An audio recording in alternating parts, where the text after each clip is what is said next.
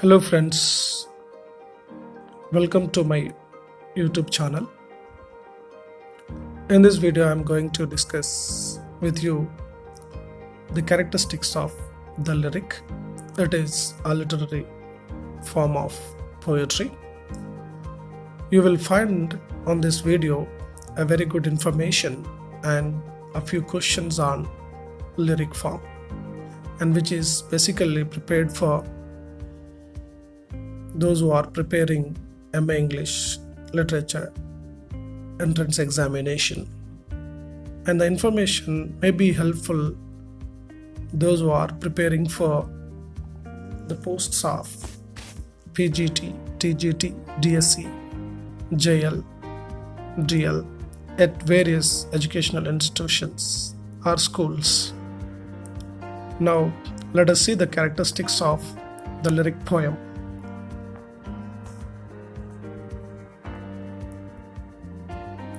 You can see here very important thing, its origin. So the lyric poetry is an origin of the Greek. The Greek lyric is divided into two classes. One is melic or lyric song. The other one is choric song. What is choric song? Let us see. Choric is a song intended for collective singing to the accompaniment of instrumental music, which is supplemented probably by a dance. Means music goes on one side and dance will be done by other side. Simultaneously both music and dance goes on, and which is performed by a group of people. Now let us see what is the lyric. Lyric is a formal short poem, or it can be called a song. It is meant to be sung by a single singer to the accompaniment of a lyre. The lyre is a musical instrument. So you can see lyric is a short poem. You can also call it a song, and which is going to be sung by only one person. And let us see the characteristics of lyric song. The first one, you can see the poet expresses a single emotion and it is a musical composition. These two are very important points you need to remember. And even you can also see the poet expresses a state of mind or a process of perception, thought and feeling. Even you can see it expresses personal emotions or feelings, typically spoken in the first person point of view. It appeals more to the heart than to the intellect. So it is a subjective poem. It is not an objective poem. A subjective poem means here where the poet expresses about his personal feelings and emotions and experiences. That's why it is called a subjective poem. If the poet expresses other than his personal information, that is called an objective poetry. So lyric expresses the personal emotions and feelings. So that's why lyric is a personal or subjective poem. You can also see the lyric poem as a definite structure, which is divided into three parts. The first one is motive, which is called by an hepel. The second one is the thoughts suggested by emotion or imagination. And the third one, the mood of reason. And this structure will be discussed in the next slide with an example of poem.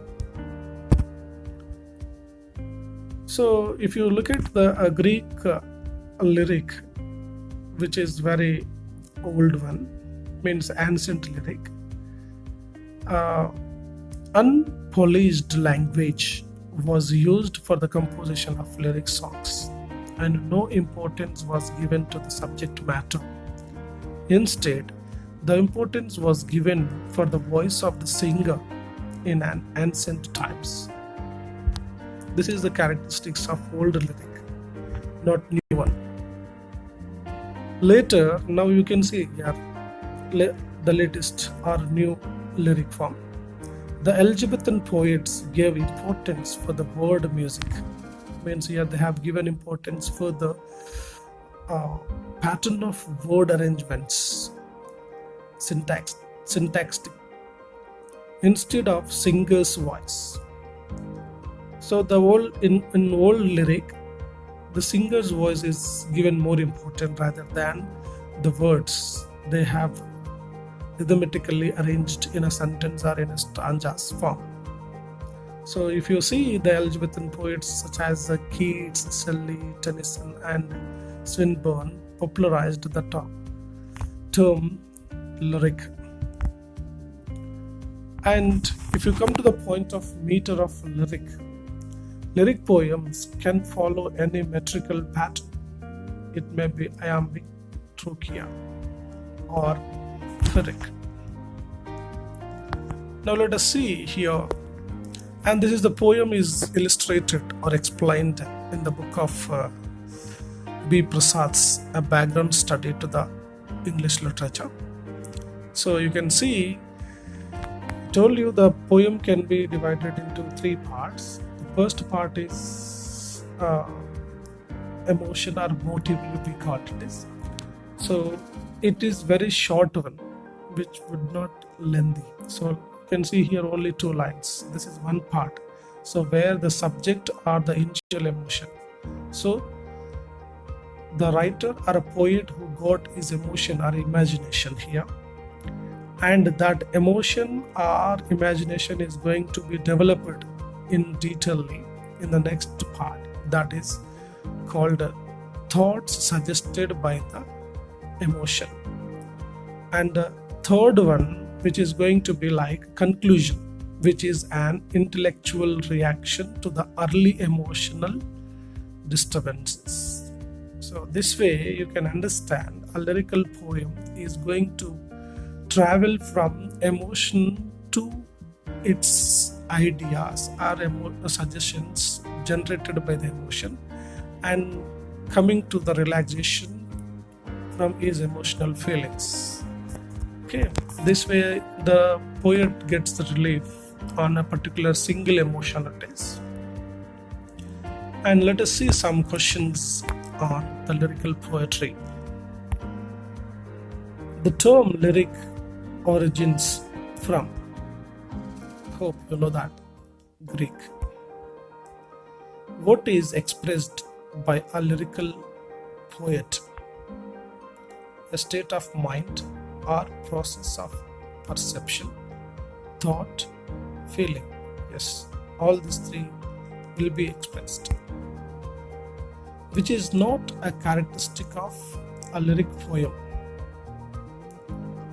Expresses intense emotion or feeling. A short musical poem expresses from first person point of view. It is sung by a group of singers. So here the fourth D answer is not correct. It is sung by a group of singers, not. It actually the lyric spoken by only one person. The lyrical poem is, yes, a subjective poem. It is just we have discussed. Okay. Lyric poems can follow the metrical pattern. We can see here iambic, trochea and phonetic. And all of these are going to be used. Actually here none of them mentioned, but it is actually all of the above. Which musical instrument was accompanied to the lyrical poetry? Piano, lyre, flute, none of the above. Which is right? Yes, lyre. Option B is right. The ancient Greek lyric was composed by using unpolished language. Yes. Gives importance to the voice of singer. Yes. No importance for subject matter. Yes. So all are correct. Which period poets used rhythmic language and gave importance to the subject matter in the composition of lyric songs or poems. Anglo-Saxon? No. The Elizabethan? Yes. Elizabethan period poets have given the importance. Thank you, my dear viewers. Please subscribe my channel.